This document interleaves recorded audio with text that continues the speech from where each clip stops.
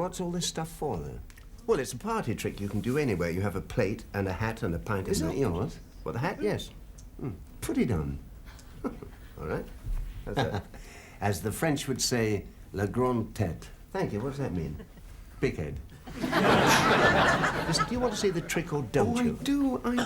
I definitely do. All right, then examine that glass. Have a good look at it. Make sure it's empty. Seems to be all right. Good. Put it on the table, and I shall cover it with the bowler hat. Right? I see. Fine. Now, the plate goes on top, and the milk on top of the plate. You know milk's terribly good for you. Did you know that, David? Yes, I did. Did you know that if you were to drink a pint of milk every day for 1,200 months, you'd live to be 100 years old?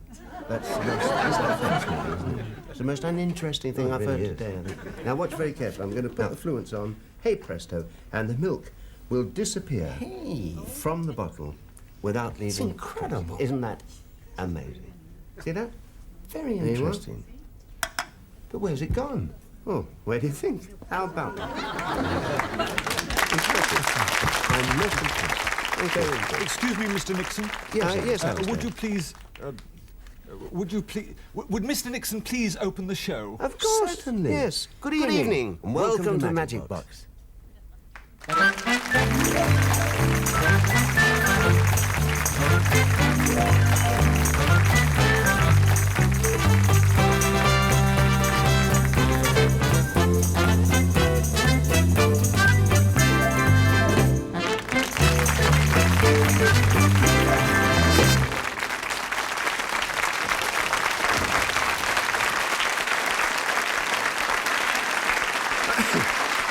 Thank you very much for joining us for another Magic Box. I have just done something I couldn't possibly have done last Monday. I've just walked out here with a copy of today's paper.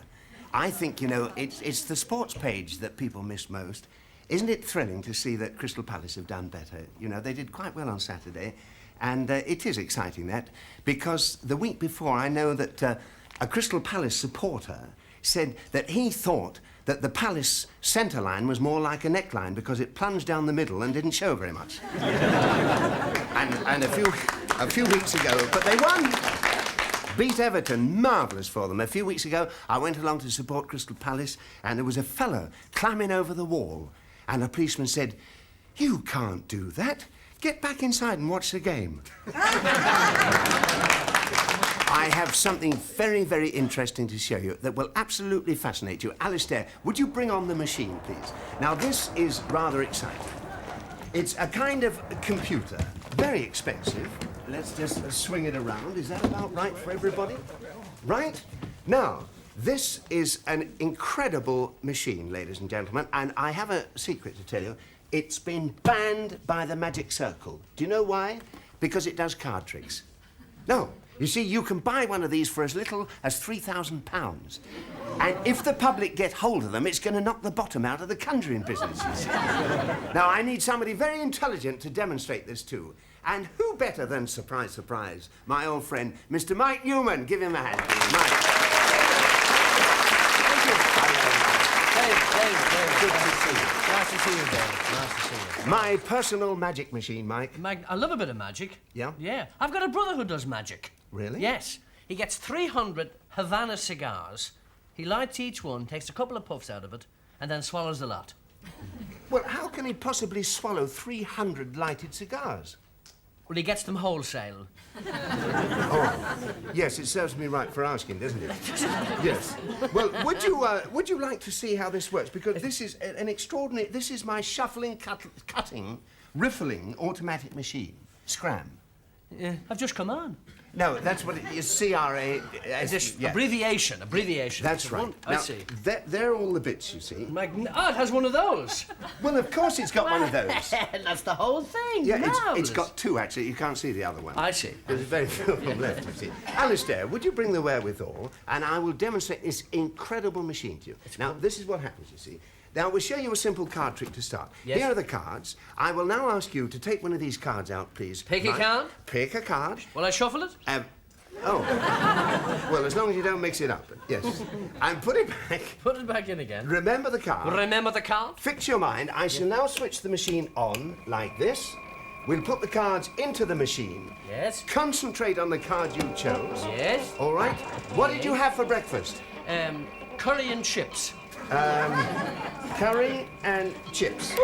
And there's the... Oh. Oh, it's a blank. I see. You weren't really concentrating, Mike. Well, I was a bit, you know. Well, I'm very sorry. You see, I'm having teething troubles because it's a prototype machine. So I shall just give it a little technical adjustment. Like that. What's that? It always works. And there's the card you chose. How's that? You like that one? Good, very good, yes. Oh, it's lovely. Too good, too good, too good. You are impressed, are you? I am very impressed. Then may I show you again? Let's take a pack of cards. Take out a card. Another count? Pull out a card. Pop it back any way you like. There we go. That's Here she lovely. goes. Put them all together. Pop it in the machine. Right that. Touch of the button. Can I press one? Yes. Mine, how you go. And here is the card you chose. Right? No. Mine was the 10. Mine was the 10. The 10. Well, I mean... the 10 is full.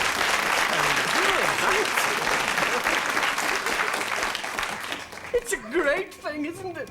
Do you want to see how it works? Yes, I do, actually. All right, let's open it up. In there. Look, let's open this in there and have a look inside. Get fantastic inside inside. and walk around. You won't be pressed about. Tremendous. It's really very simple. Right, we'll close it up Yes, and we'll just try it once more, Mike. Once more. Another. Right. Once more is the breach. Right then, take a card. Another count. Another card. There we go. Look at it. Pop it back. Liggity, bitty, biggity, pee. Straight in, like that. Very good. There. And this time I shall allow you to keep the one you chose. Ah, big deal. Like, you know, big deal. You shall actually keep the one you chose. Whatever comes out, I can keep. That's right. Right. Any moment Touch the now. buttons? Yes. I'm sorry. Wait a minute. Whoops. Have I That's done not anything right. inside, have I? No, you may have touched something you... I'm terribly sorry about this, Mike. It really shouldn't... no, we've got problems here. Do you mind telling me, what did you choose? The Queen of Diamonds. All right, then, the Queen of Diamonds you shall have.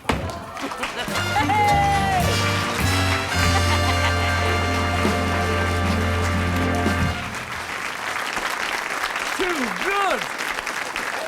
And I can keep anything that comes out. I'm a man of my word.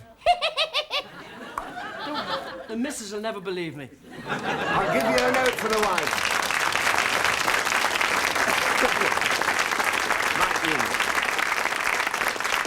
They do say that every good actor has to have a little magic.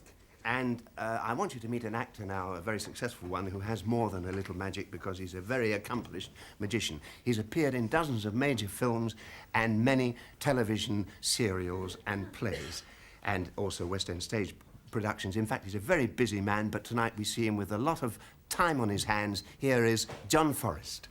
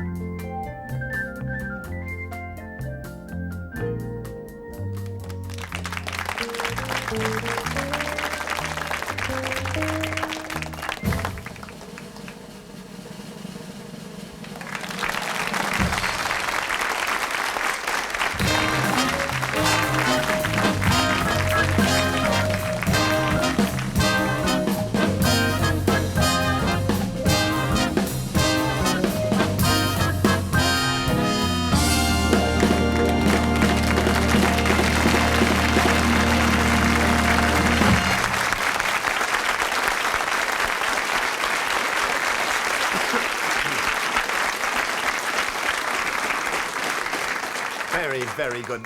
John Forrest, a very expensive act, but he tells me he got it on tick. Now, if you'll excuse me, I think the computer has a message for me. Ah, yes. Very interesting. Just as I thought.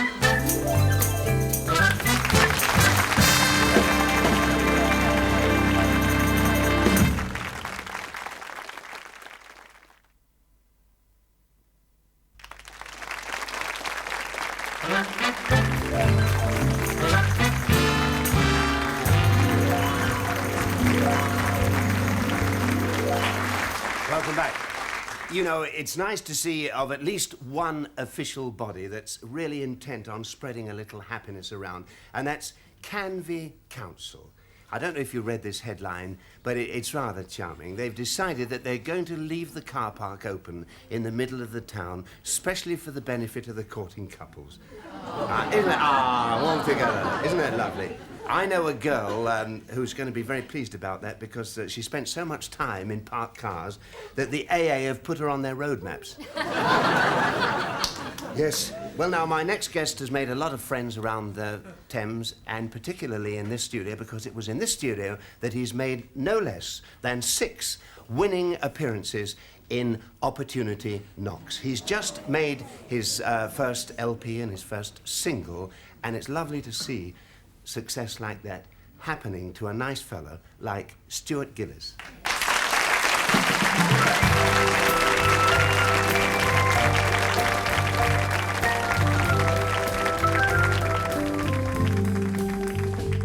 To be loved by you, to know that you need me, I'll go where you lead me. Your love is true. To be loved by you without rhyme or reason, through each changing season, I'd live just for you. To be loved by you, to be warm together and know it's forever, whatever we do. To be loved by you is all that I ask of life, and to be as one in the morning with a love like the world and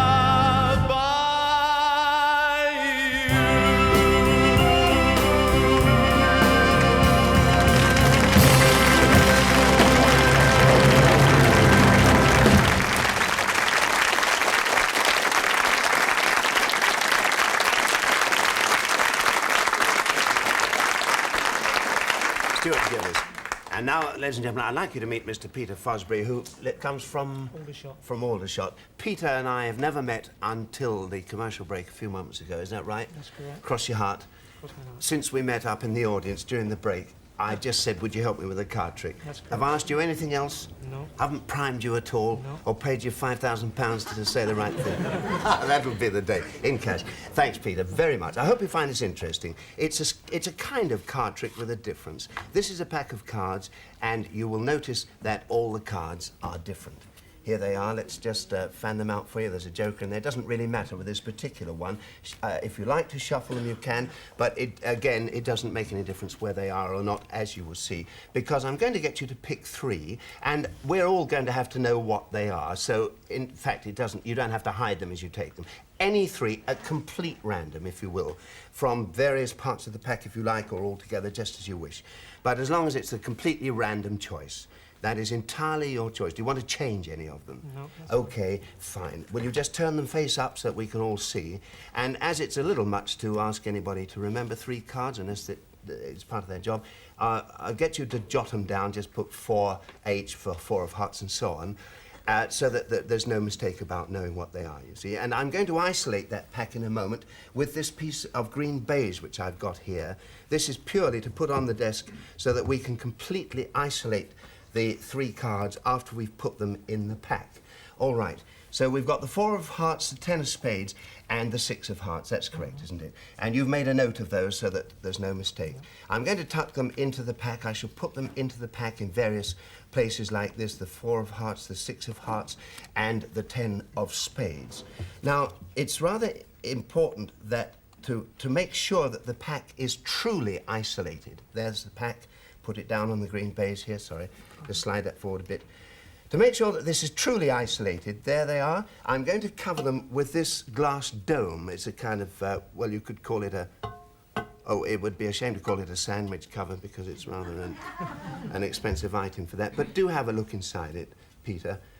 Look inside. Is there anything attached to that? Are there any holes in it? No. Nothing at all? Right. I'll put it, or you can, over the cards. Right? Now, will you just now run your hands all around that, round the baize, round the glass, anything? Do you find anything suspicious? No, nothing. So those cards are quite isolated, and your 3 chosen cards are isolated somewhere in the pack. Now, I want you just to think, just to concentrate very hard on your 3 cards. I will then put a little fluence on. You may think that my fluence doesn't mean a thing. I'd rather you didn't, in case it's true. But with a little bit of willpower, we may see something very strange occur. Are you thinking?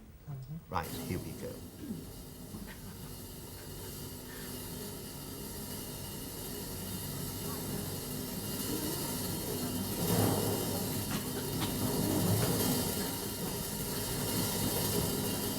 Will you take the glass dome off for me, please, Peter? There are the cards, and there are the 3 that have removed themselves from the pack. Are those the 3? The 6 of hearts, the 4 of hearts, and the 10 of spades. And thank you very much. Can you go this way?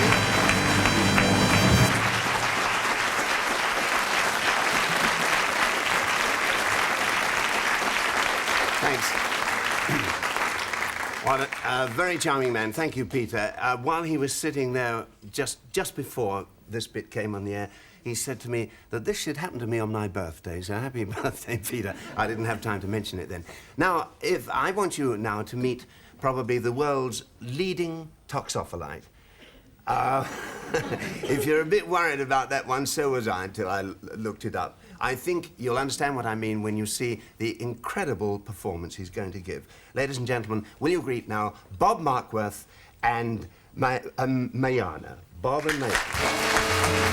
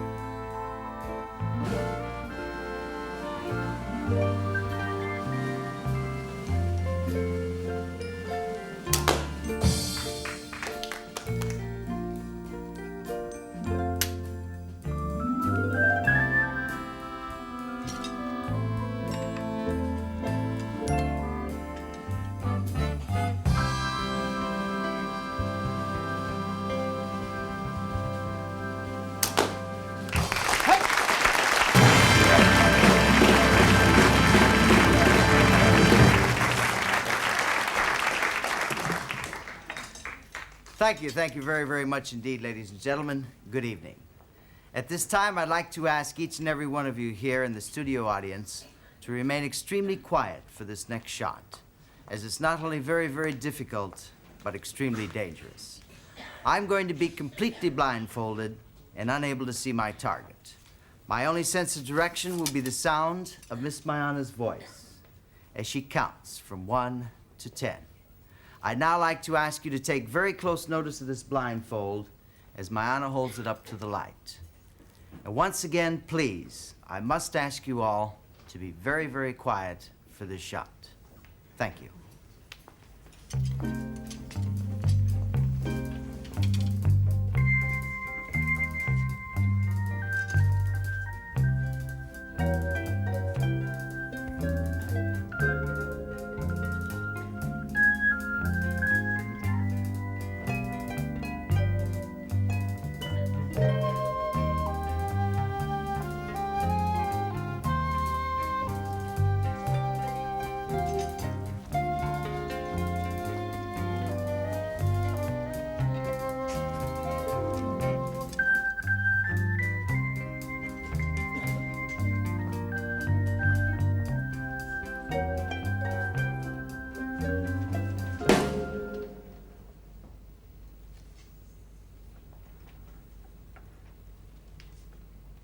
Can you hear me, Bob?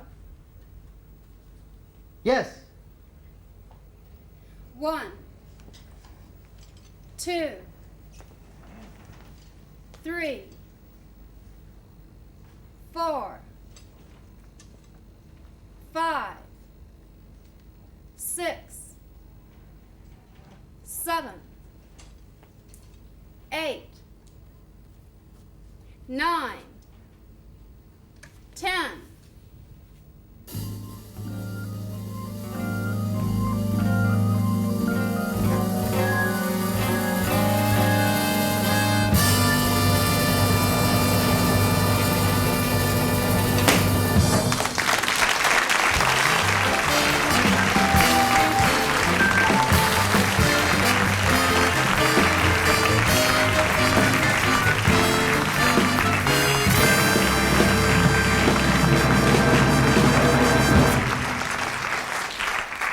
Bob Markworth and Mayana, television's answer to the Archers. Of course, they don't teach archery in many schools these days. Only 1 or 2, like perhaps Bow and Harrow. Did that make you quiver? I'm terrified. It's time we heard again from that broth of a boy, who I think is Ireland's sexiest comedian. In fact, it has been said that when he kissed the Blarney Stone, the stone kissed him back. Now I want you to meet the man who said it, Mike Newman.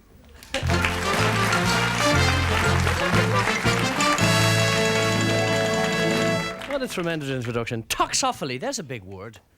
I know another big word, huge. I know a fella, actually, who shot his wife with a bow and arrow, and when the judge asked him why, he said he didn't want to wake the kids. We're in London again, which is exciting. I'm in a tremendous hotel, which is one of the nice things about London. It's a magnificent place, very expensive. I'm doing it through a building society. I walked in the door, I said to the fella, go down, looking for a room. He said, with running water? I said, no, I never sleep with Indians. He said, this is the thing, the decor, it's all in red. There's a sort of a red carpet, and there's a red bedspread, and it's got reddish sort of wallpaper, and the ceiling is sort of red. There's a red telephone keeps ringing, and I can't find it. There's an English fella in Ireland on a holiday staying in this hotel. In the early hours of the morning, a little head comes around the door and says, excuse me, sir, was it 7 o'clock or 8 o'clock you wanted to be called in the morning? And the fella said, no, it was 9. What time is it now? I see, it's 10. There's a couple of Irish lads in London for the weekend having a ball, on the booze, having a drink. They get back to the hotel, very drunk. This fella, they're about 8 floors up, and this fella looks out the window, and it's been raining, and the ground is a bit wet. He says to us, "Hey, Charlie, did the swimming pool down there? A swimming pool. I think I'll have a swim." Jumps out, sunk onto the ground. Looks up, and his mate is like that, on the ledge, like that.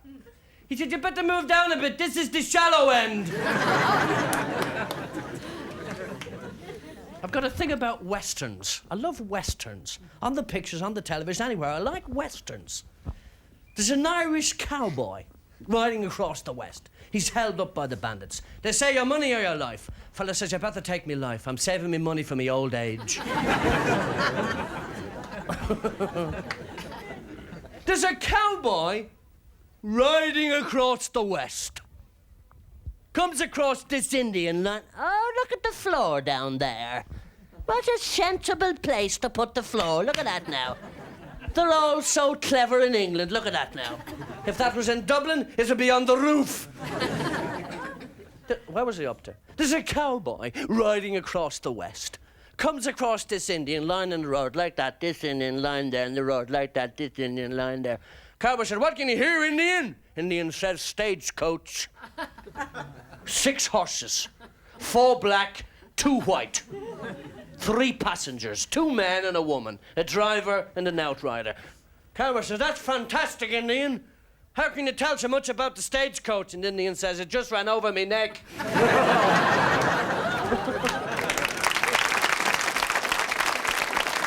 little applause, a little applause, a little applause. Thank you kindly, thank you kindly. I admire your taste. I've got a brother who's not as clever as I am. He's not so clever. He thinks the Encyclopedia Britannica is a British-made bicycle. This is a new type of comedy, no laughs. Got a job on a building site, and he's working like a devil carrying bricks up and down a ladder. Up and down, up and down, up and down. His friend says to him, you're working awful hard. Has to say, I have them all fooled here, you know. It's the same bricks all the time.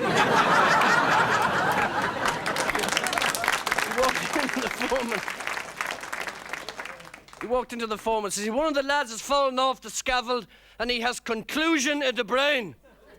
And the foreman said, no, I think I mean concussion of the brain. No, says he, I mean conclusion. He's dead.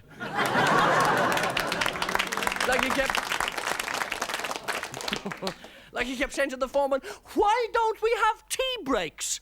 And the foreman kept saying, because it would take too long to retrain you.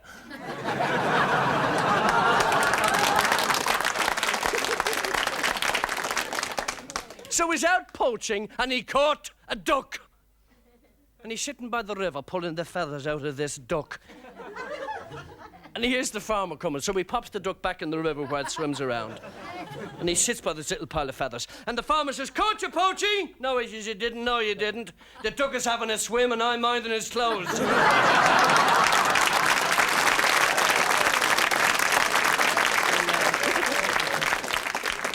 Somebody waving at me again. They wave at you all the time on television. I must get off. It's been nice talking with you. Be nice to each other. Good night and good luck, good luck, good luck. Thank you very much.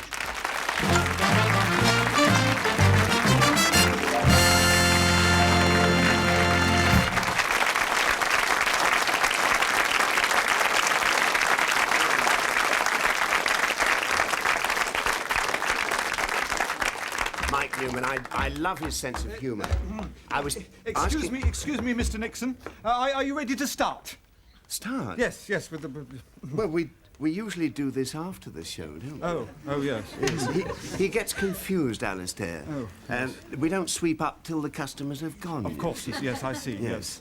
But now you're here, you might make yourself useful. I wonder if you'd just stand back there a little bit. As a matter of fact, there is something I've been dying to try for a long time, because a lot of people ask me, is it only possible to do the kind of magic that you do a long way from the audience? And of course, this isn't the case. In fact, sometimes it's possible to show you some very convincing magic at very close quarters. And Diana, I wonder if you would help me again. Would you come and stand on this little box here for me for a moment? Let's just get it in the middle here. That's lovely. If you would stand on there, darling. Can you do that for me? Thank you. And stand nice and still. And this is a kind of hypnotism thing. I'm going to get you, first of all, just to put your hand up here like that. And Alistair, would you go around the other side with the other broom, Mr. Nixon, please? yes. And is it clean, that broom? Well, fairly. It's one of yours, it will be. And I want you to rest. Will you rest Diana's arm on the broom gently? Be very careful, don't hurt her. And now we have to get you right bang in the middle. Let's get this broom there and this one here, nice and comfortable. Is that reasonably comfortable, Diana? All right, fine. Just like that. So 2 brooms, a little wooden block, and Diana looking gorgeous. Don't be frightened, Diana. Trust me. Famous last words. Just relax, darling. Let me put your hand like this. Rest your head there. This hand like that. Fine. Now I'm going to put a little fluence on. Very important.